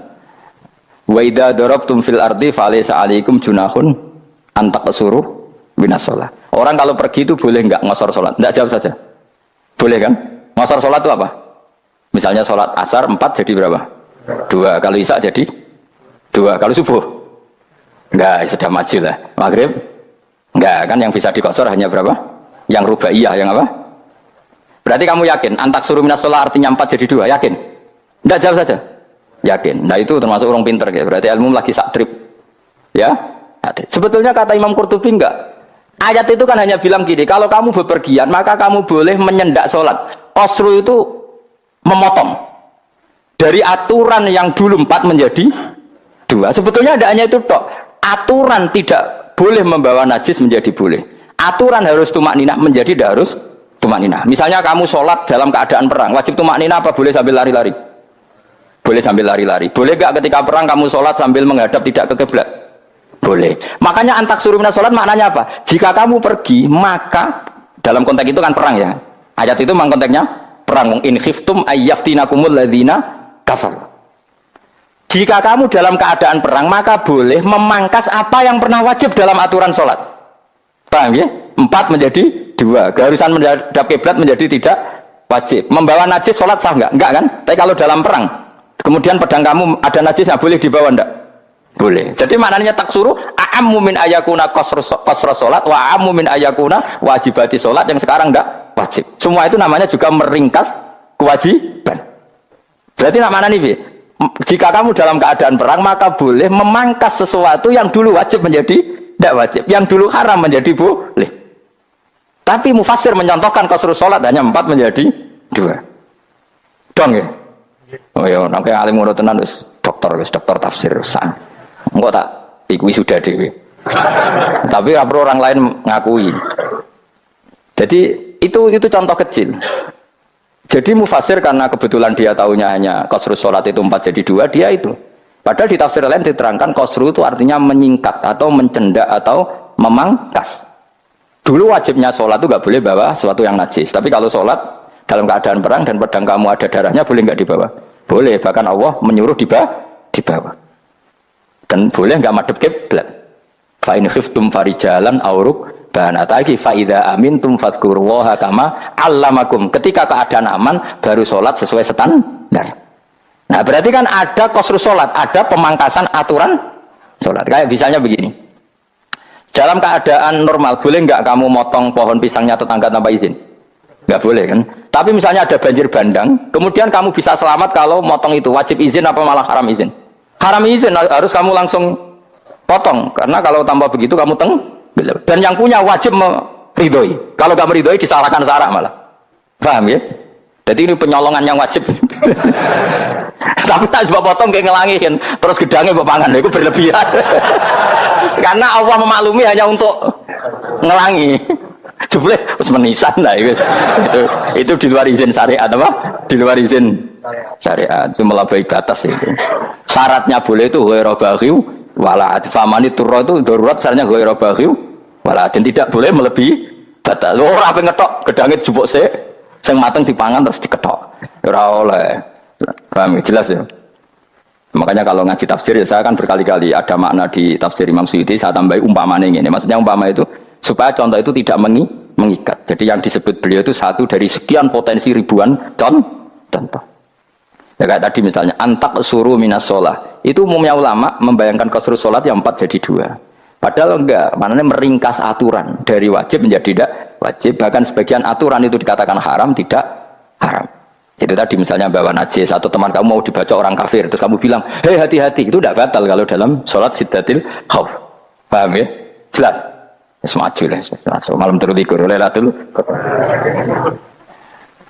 Wis gumun mbek wong-wong bingung ora ilmune wong-wong. Ma unzira abahum alam yung daru tegese ora den kei wedi sapa ngangge fi zamanil fatrah ing dalam zaman fatrah. Ya sama seperti ini. Orang tidak mendapat ingdar itu fi zamanil fatrah, zaman enggak ada rasul. Tentu tidak hanya itu tok. Ada rasul tapi orang itu jauh dari komunitas ulama. Itu juga termasuk orang yang tidak mengalami ingdar. Jadi tidak mengalami ingdar bisa di zaman fatrah atau sudah ada rasul tapi dia jauh dari ulama atau jauh dari komunitas Islam. Itu juga komunitas yang tidak mengalami ingdar. Fahum mongko te wong akeh kaum iku kafirun lali kabehane iman sing iman parustilan bener. Ya contoh paling gampang itu nak dawuh yai mesti bener itu loh. Kalau kamu ngaji tafsir Jalalain ya yuhan nasu budu rabbakum. An-nasu biasanya tafsirkan kufaru Mekah, napa? Padahal di situ nas semua manusia apa kafir Mekah? Semua manusia. Cuma konteks dulu karena Nabi orang Mekah dan zaman itu yang diberi peringatan orang Mekah, Imam Suyuti bilang kufaru Mekah. Lah seperti itu kufaru Mekah mengikat apa enggak? Enggak kan? Enggak, karena yang dituruni Quran yo kafatal linnas. Tapi ya yuhan nasu di Jalalain sering ditulis apa? Kufaru Mekah. Nah, seperti itu tidak mengikat. Itu contoh saja, Pak. Contoh saja dalam konteks zaman itu. Paham ya? Jadi banyak, makanya tafsir itu agak ngikat. Ya tapi yang ngomong gitu harus orang alim. Kalau kamu yang ngomong malah kacau. Kemudian ngomong sombong. Maksudnya kan manusia, saya juga manusia. Ngapain saya harus ikut? Ya sarap itu. Itu ora sombong sarap, no? Sombong sarap. Lakot hakko teman-teman fahum, lakot hakko teman-teman nyata apa alkaulu apa titah, wajib berarti wajib mana nyata al aksarim, yang atas saya wakil bil adab. Lakot hakko teman-teman jadi nyata apa alkaulu apa titah anane adab, wajib berarti wajib apa adab al aksarim bil adab. Fahum mengkote wong akeh layu minun orang iman sopong akeh, aksaru tegese utek akeh wong ora iman zaman iku mas. Ya maksudnya zaman iku, tapi jengben mboten ngerti. Tapi mungkin batu Isa itu semua orang iman, tapi ya banyak yang setelah iman itu tidak bermanfaat lagi karena wes napa matahari terbit dari napa barat hina la yanfa'u nafsan imanuha lam takun amanat min qabl inna satam ning sunu jalna ing sun fi anaqihim ing dalem gulu-gulune wong akeh tak gawe aglalan ing blenggu bi ayu doma kamar di antu doma kamar ento dhewe kumpulno ilaha maring anak apa lagi di tangan di anal gol karon saat menewil iku yajma'u iso ngumpulno gol al yada ing tangan kal unuk maring geger maring napa gulu-guri lho jenenge unuk wong Arab nak darani kene ku unuk nak darani kene ku nakher. Ya cari wong Arab, ya kene junub, kene iki nakher. Lah gulu niku ngeten, tangan ditakok teng napa? Napa? Gulu. Napa jenenge jenenge? Cithok niku, cithok niku. Sing guri. Faya mengko te tangan ila idi kumasmuatun ting kupono ila atkoni maring dagu. Meniki lho jenenge dagu jam udakonin wa ya mustamaul lahyan. Kumpule dua dagu atau dua wang nek cumanan. Bahu mengko te wong akeh mukmahuna iku dadi bunder sapa wong akeh. Manane rafiuna ngangkat wong akeh usaha ing sirahe wong akeh. Lastatiuna ora iso mampu sapa ngake khodah ing ngendekno ruus. Menawa dhewe maksud wae ta iki mutamsilun muk bayangan, muk tamsil gambaran. Mulane kula gumun be ulama riyen. Tak contohno ya, nek ulama dhisik ku top. Wong dhisik nek ndarani bun neraka digludungno. Wong kafir ku sampeyan digludungno ning neraka. Iku ya pancen ngalim tenan wong dhisik. Mergo gambarane ngene, ora usah praktekno sampeyan, praktekno saiki wae. Nek praktekno sampeyan kaya sampeyan mlebu neraka. Dadi ngeten wong nak lungguh ngene, wong Arab nak ndarani iki ason-ason. Terus ngeten. Ngeten, niki kan, niki jenenge apa? Dengkul, dengkul itu kena dagu, terus tangan kena jidok, tadi nggak. Jadi uang itu dalam keadaan bunder, paham ya? Lama-lama malaikat karek nyaduk terus gludung-gludung ini, paham ya? Jadi mereka yo, napa? Dengkul nempel dagu, paham ya? Tangan nempel jidok, terus ditaleni, paham ya? Terus ya karek gludung, lama-lama ukuran ada bunder rokok itu. Oke, bayangno saiki sampeyan ra usah, gak usah mlebu maksudnya, paham ya? Mulane ape mlayu ora iso, wis posisi ngono, paham ya? Sampeyan ra usah delok, maksudnya praktekno saiki. Nang delok kowe.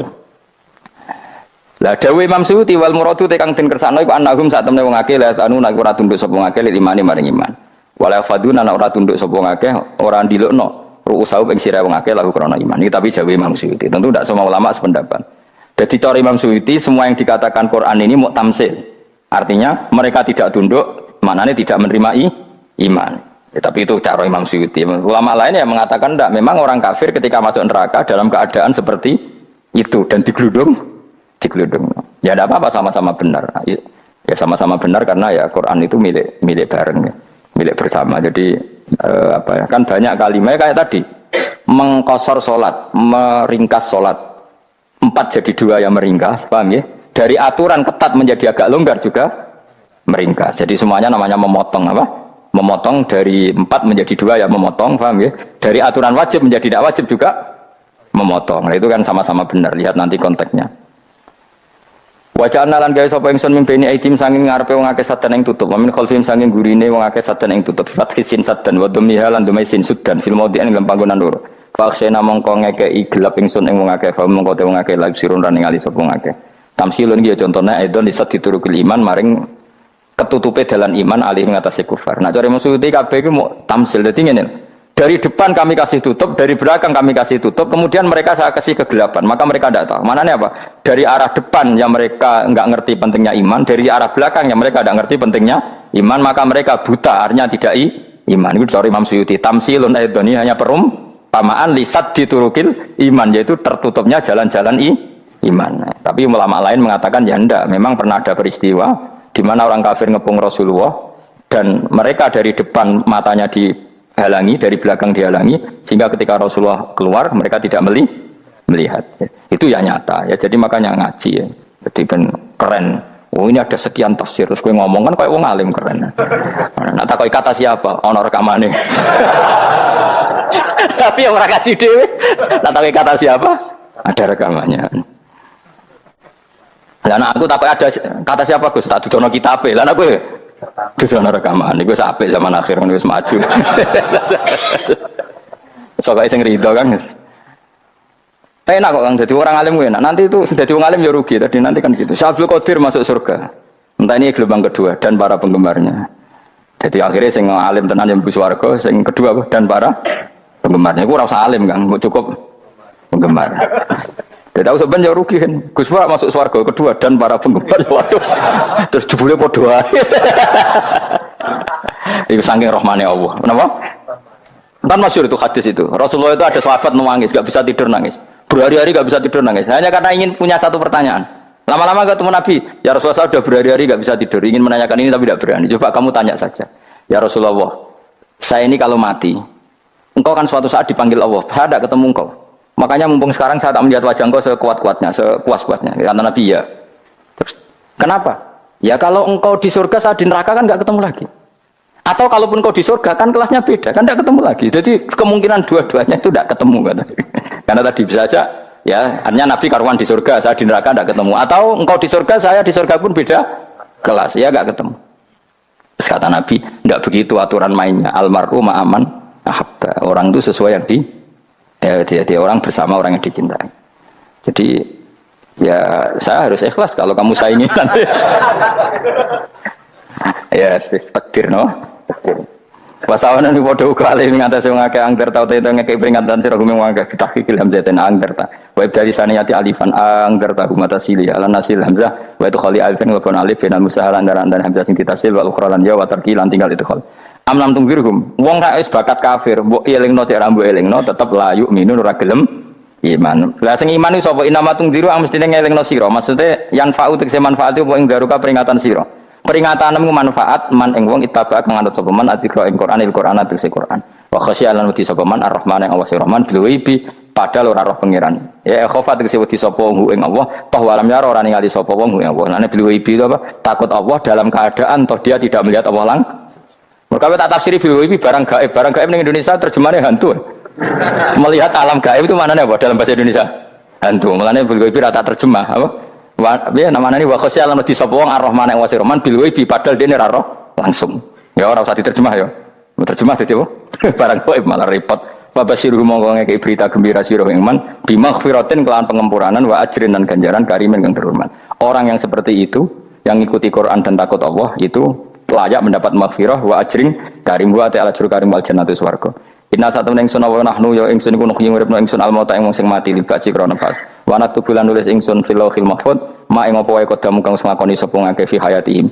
Di lauh mahfuz apa yang pernah kamu lakukan ditulis min khairin kaapian wasari dan kaelean li yujazau supaya diwales sapa ngake alih ing atase iki. Wa atharahum lan yo tak tulis bekas-bekas kelakuanem. Mate saya perkara ustunta kang digawe sunah apa bima badhum sak usum ngake. Jadi perilaku kamu ditulis setelah kamu mati ya masih ditulis yaitu bekas-bekas sunnah kamu yang pernah kamu lakukan. Jadi misalnya kok penemu judi, selama ada orang judi ya kamu dapat, paham ya?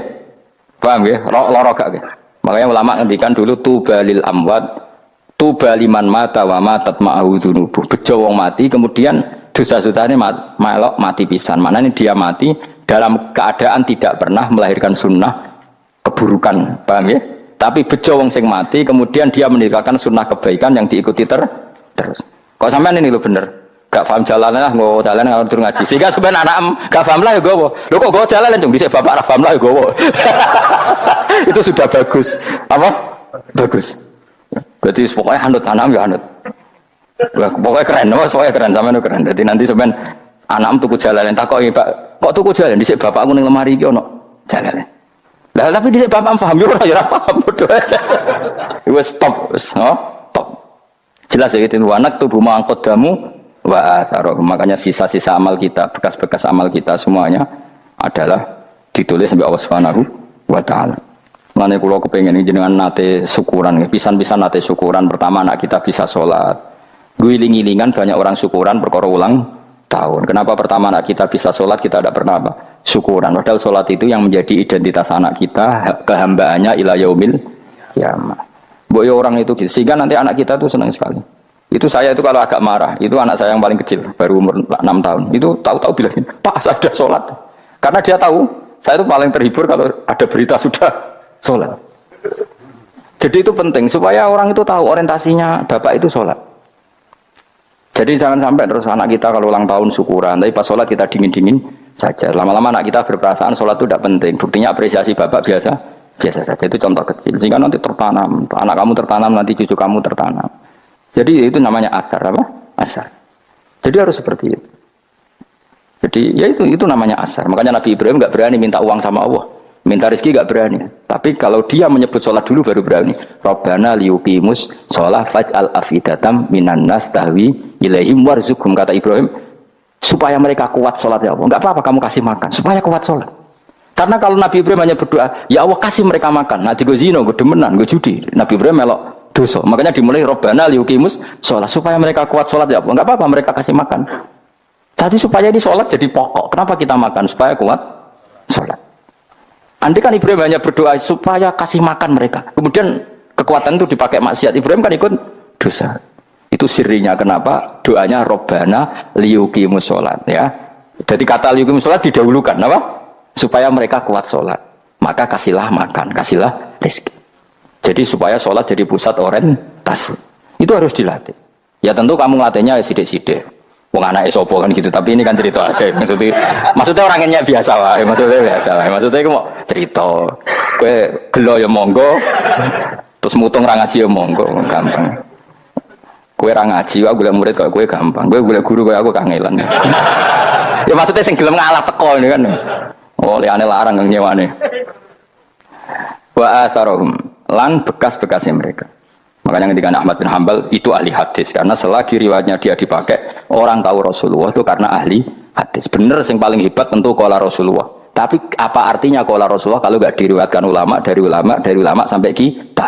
Tapi apa artinya sampai kita nak gak ono sing ngalahi maca ngene iki. Mburohno maca ngene. Paham nggih?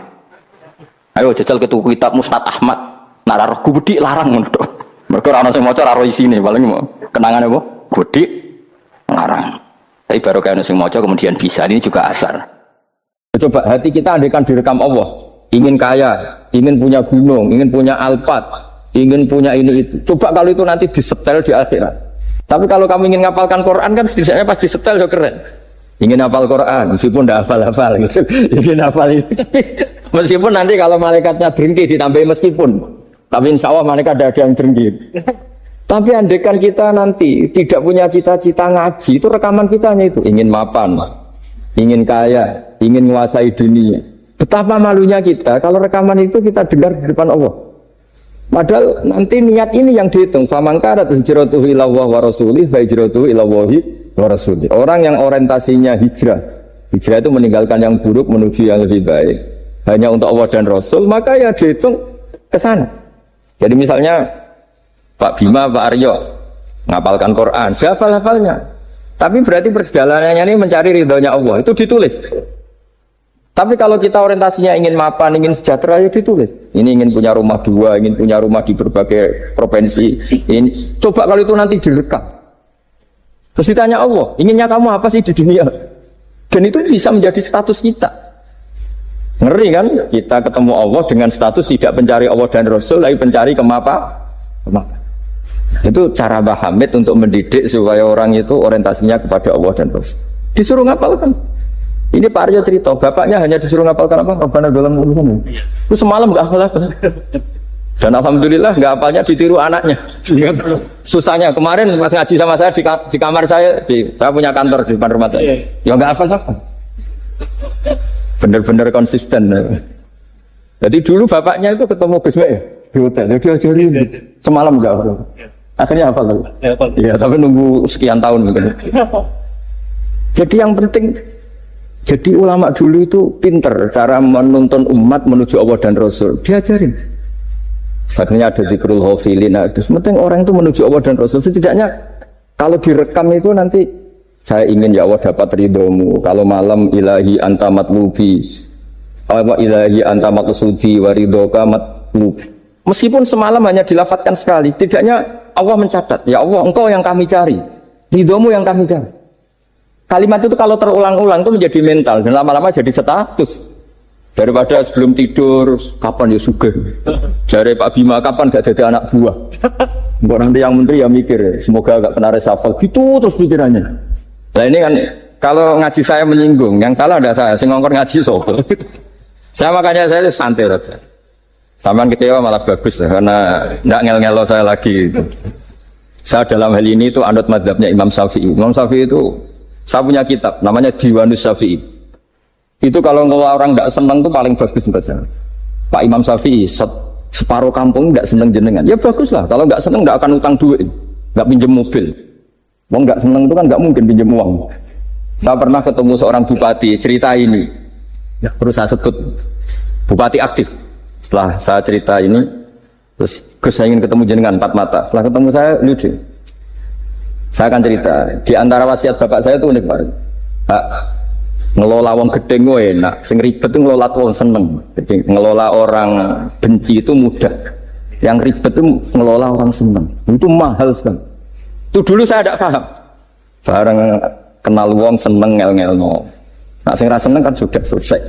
Akhirnya Imam Syafi'i dan separuh kampung ini tidak seneng jenengan. Ya bagus. Mereka tidak akan utang saya, minta tolong saya. Artinya orang dulu itu jadi yang seneng dikelola untuk teman kebaikan, yang nggak seneng dianggap menjadi harga itu murah. Singkat cerita terus bupati ini datang ke saya cerita. Yang jelas gak bupati Rembang, nggak ada usaha. Cerita di bawah beduk. Cerita, iya Gus. Rival politik saya ketika saya kalahkan itu selesai. Tapi mitra politik nanti saya kira barber. Jadi orang dulu itu segampang itu ngelola kehidupan. Namanya yang seneng ya penting, kita butuh mitra. Yang gedeng ya nggak apa-apa lah. Barokahnya gedeng itu nggak ganggu anda kan. Asal sing gedeng masih dukun santet ribet itu kalau nanti.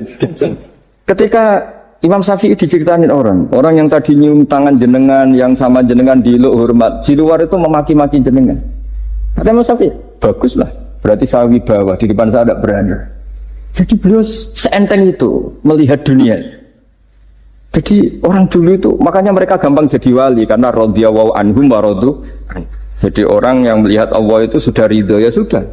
Nabi Musa itu kekasih Allah, kalimullah. Itu orang Israel. Itu yang gedeng yang ngel-ngel, yang seneng yang ngel-ngel, malah paling ribet kalau ngadepi orang Israel. Singkat cerita Nabi Musa itu bilang gini, ya Allah, kasih saya ijazah. Yang dengan ijazah itu orang terbungkam semua, tidak bisa ngeritik saya, tidak bisa mencibir saya, tidak bisa ngata-ngatain saya. Jawabnya Allah itu lucu. Ya Musa, hadza syai'un lam asna'hu li nafsi, fa kaifa asna'hu bika. Aku pangeran sing salah paham akeh, pemen aku itu mau nabi. Aku itu pangeran sing salah paham mbek aku akeh. Jadi saya ini Tuhan. Yang cara pandang tentang saya keliru itu saja banyak, apalagi kamu. Mestinya saya yang terbebas dari disalahkan. Padahal Nabi Musa itu pangeran, ya darani anak di bojo, ono sing darani aku fakir, ono sing darani aku kikir, macam-macam. Orang Yahudi itu kalau rezekinya baru sempit itu bilang ini Tuhan kikir sekali. Sampai Allah qala alladziina qalu innahu huwa fakir. Pejabat juga gitu, kalau salah kebijakan juga dihujat. Ini tidak mensejahterakan rakyat. Itu kalau lapor Allah jawabannya gitu, kamu pejabat salah pahami ribet, saya Tuhan saja disalahpahami. Jadi orang dulu itu segampang itu ngelola hubungan dekat dengan Allah. Jadi pakai ras. Tiga Kiai Hamid Pasuruan itu ngijazai orang-orang sepuh, ada yang dikasih wiridan, disuruh ngafalkan nggak hafal. Tadi nanti misalnya mati kok belum hafal, statusnya ini penghafal wiridan kan bagus. Daripada ngapalkan saya ingin punya rumah kayak yang di Singapura, berarti Anda menghafalkan bentuknya, pernak-perniknya. Bila perlu Anda menghafalkan nomor arsiteknya siapa, Masa ndak hafal tentang cari ridhonya Allah, hafal bangunan milik orang lain, dan bayangkan punya. Kalau Anda mati pas seperti itu, berarti tujuan kamu ya untuk seperti itu. Itu famangka ada hijratu ila dunya yusibuha awim ro'atin yang tihuha fa hijratu ila ma hajara ilaih. Jadi nanti kita mati itu distatuskan sesuai komitmen kita ingin apa. Itu status kita. Berarti kalau kita ingin punya rumah mewah kayak yang di Singapura, kayak yang di Amerika, kayak di Eropa, itu terekam di otak kita. Terus kita ngapalkan arsiteknya namanya siapa, itu di rumah mana. Terus kita angen-angen ada arsitek yang kita bawa ke sana supaya niru. Untuk kita loh, untuk pribadi. Nggak tahu saya kalau nanti untuk negara, nanti dibantah BUMN. Untuk negara gimana? Mungkin masih mendingan kalau untuk negara. Kalau untuk pribadi, singkat cerita akhirnya kiai-kiai dulu itu bikin gerakan hafal Quran. Sama orang-orang sepuh yang jelas secara lahir nggak akan. Tapi butuhnya adalah ini sudah punya perjalanan menuju ini. Menuju ini yang nanti menjadi status. Jadi misalnya Pak Imam ini PJ Rembang beberapa kali ngaji misalnya. Statusnya gitu. Ini ngaji sama Gus Baha, ini ngaji sama siapa. Ditulis dan itu statusnya karena keinginannya memahami itu. Ya dunia sampai lewat saja. Tapi kalau kebalikannya, urusan dunia detail, arsiteknya siapa, bangunan gini habis berapa, kalau kurs rupiah berapa, untuk pribadi. Itu detail.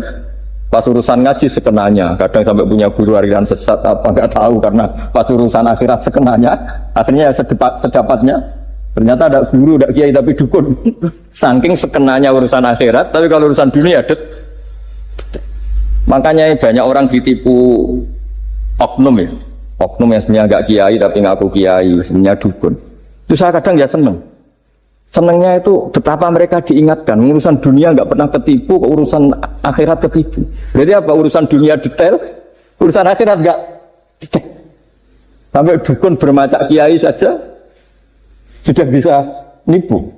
Sementara kontraktor asing yang mau nipu tidak bisa karena dia ngerti detail, jejak rekamnya apa gitu. Tapi kalau nyari kiai sekenanya, ini tidak nyindir ngomong fakta. Kita cobalah itu diangen-angen lagi. Terus ini yang terakhir, ini khusus pada teman-teman saudara-saudara kita yang nangani khatamannya Gusme. Saya tadi ngasih naskah ke Pak Aryo supaya sampai ke beliau-beliau. Saya yakin beliau-beliau sudah punya, tapi supaya ini tambah mantap bahwa kita saling menguatkan. Ini saya baca ya. Ini kitab yang dipakai referensi tim lajnah penerbitan mushaf Arab Saudi dan seluruh dunia, termasuk saya. Jadi tradisi khataman kita, tadi kan kita bicara khataman. Ya saya ulang lagi, tradisi khataman kita itu kan justru ditutup dengan wa ulaika humul muflihun, ya. Jadi tidak minal jinnati wan nas, tapi diakhiri wa ulaika humul muflihun.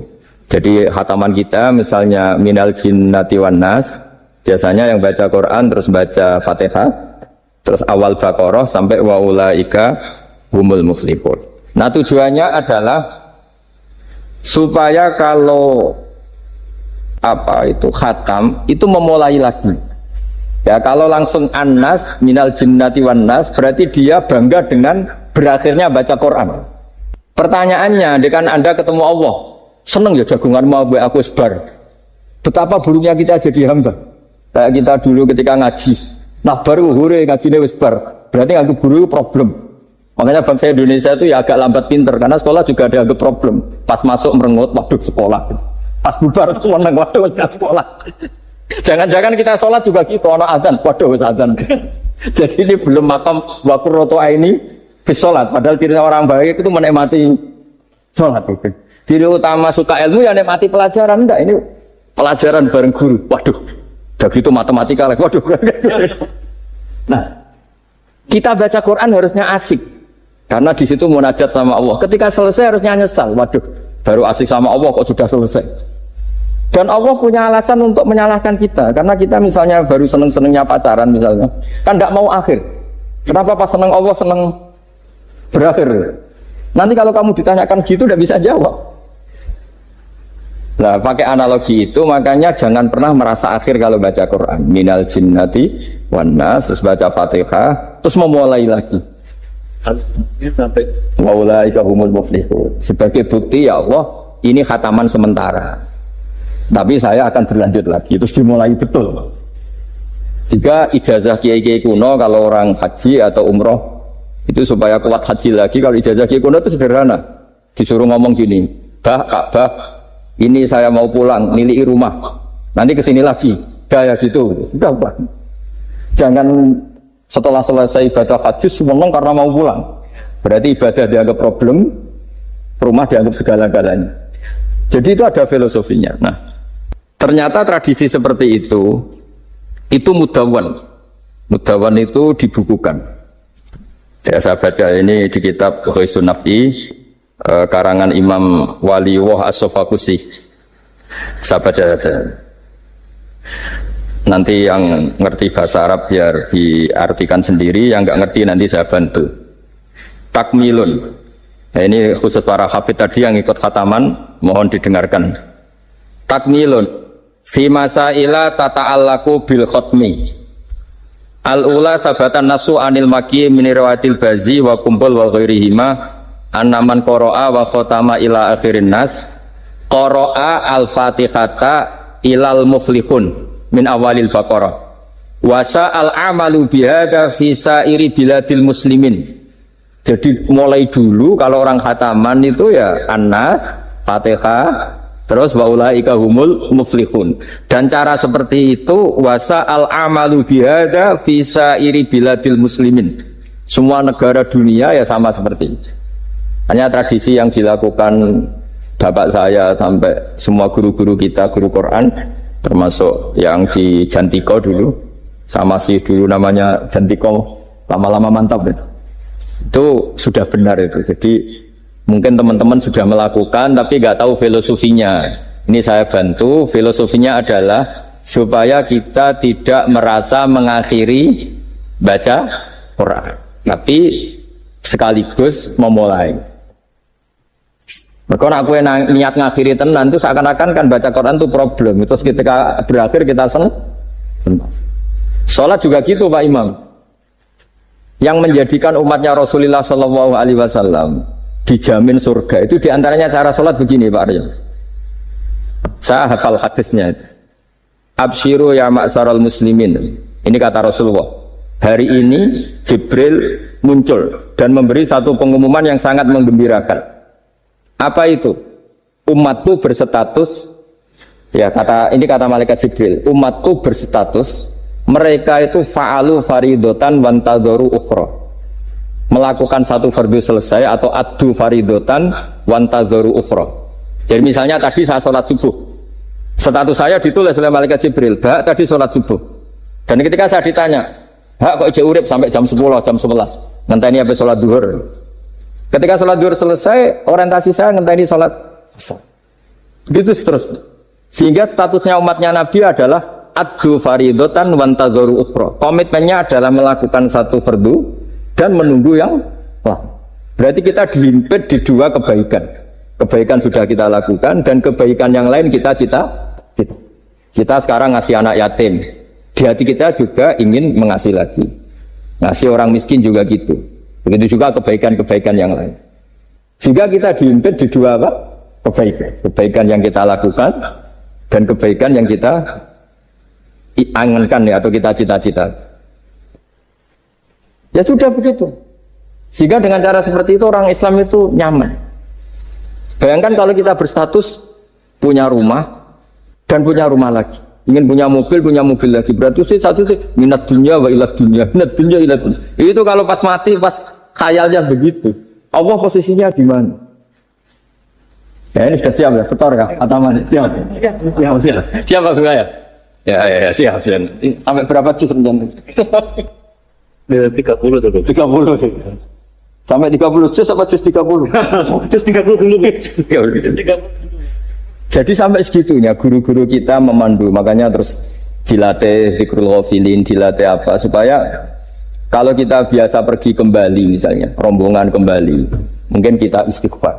Buat sekali-kali rombongan datangin khataman Quran, datangin acara-acara, sehingga ada perbandingan. Nah, setidaknya saat kita salah itu tidak status, tapi zallah bawaan manusia.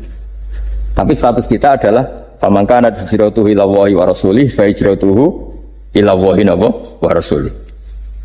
Nah, kemudian kenapa itu menjadi perilaku masif di seluruh dunia? Kalau khataman justru ditutup oleh awal Baqarah. Kan agak aneh, khataman kok ditutup dengan permukaan atau permulaan. Ya. Itu terus beliau ini di beberapa kitab diterangkan anna rajulan qala ya Rasulullah ayul a'mali afdalu. Amal terbaik itu apa ya Rasulullah? Qal alaika bil halil murtahil.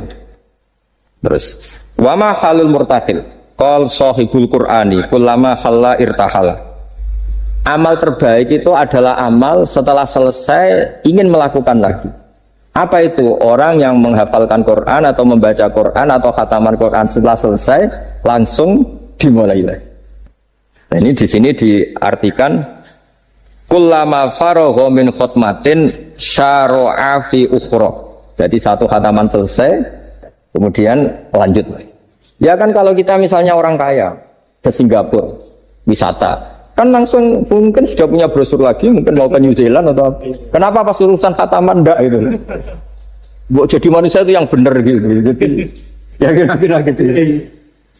Jadi ini teman-teman yang sedang khataman, bahwa perilaku Anda sudah benar. Memang mulai dulu zaman Rasulullah SAW sampai sekarang memang justru khataman itu ditutup dengan wa ulaika humul muflihun sebagai bentuk komitmen kita bahwa kita ingin memulai, bukan berakhir di situ. Maksud saya, ya sudahlah kita begini seperti yang saya ajarkan di sini, saya sarankan supaya orang itu tahu. Nah, ini namanya diroyah, Makanya kata Imam Ghazali itu kalau kamu ingin sopan gampang, melihat anak kecil, wa aqallu minni dzamban, dia dosanya lebih kecil. Karena masih kecil kan, tentu secara dosa enggak banyak. Kalau melihat orang yang tua, wa aktsaru minni ibadatan, dia tentu ibadahnya lebih banyak karena umurnya lebih